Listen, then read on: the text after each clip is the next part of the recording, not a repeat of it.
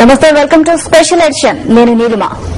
బాణం ప్రత్యర్థుల గుండెల్లో వణుకు పుట్టిస్తుంటే ప్రజలు మాత్రం ఆ బాణాన్ని ఆప్యాయంగా అక్కున చేర్చుకుంటున్నారు. గుండెల నిండా అభిమానంతో రాజన్న పాదానికి స్వాగతం పలుకుతున్నారు. షర్మిలలో మహానేత వైఎస్ ను, జననేత జగన్ ను చూసుకుంటున్నారు ప్రజలు.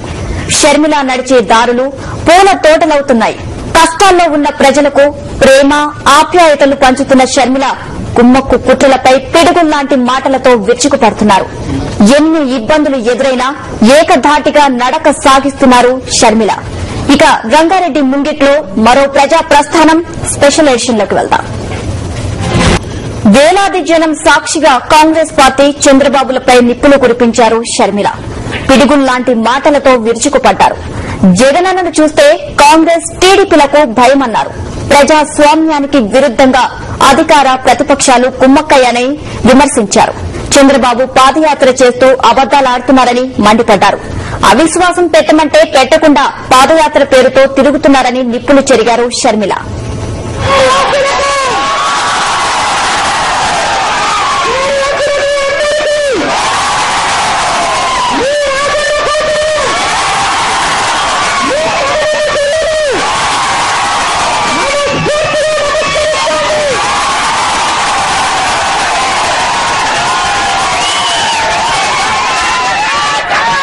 వైఎస్ఆర్ ను పులితో, చంద్రబాబును నక్కతో పోలుస్తూ షర్మిల చేసిన ప్రసంగం మహానేత అభిమానులకు వీణుల విందు చేసింది.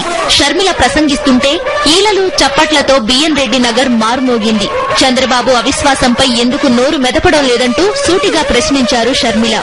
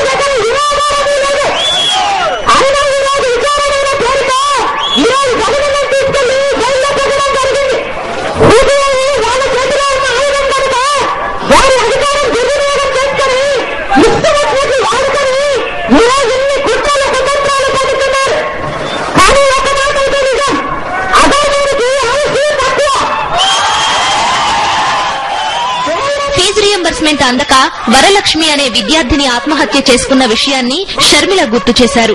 ఆ సమయంలో జగనన్న ఎంతో కలత చెందారని చెప్పారు. 1996లో అనురాధ అనే మహిళపై యాసిడ్ దాడి జరిగితే ఆమెను ఆదుకోవాలని కోర్టులు చెప్పినా బాబు పట్టించుకోలేదని షర్మిల విమర్శించారు.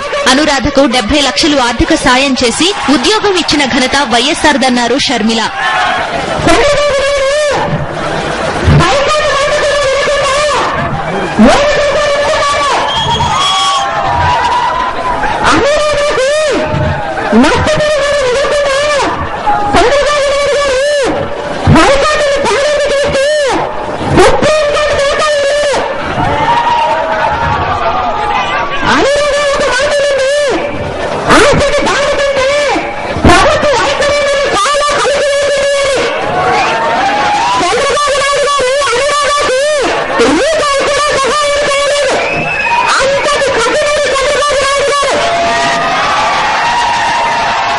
జగనన్నను ఆశీర్వదించి వైఎస్సార్ కాంగ్రెస్ పార్టీని బలపరచాలని షర్మిల ప్రజలకు పిలుపునిచ్చారు.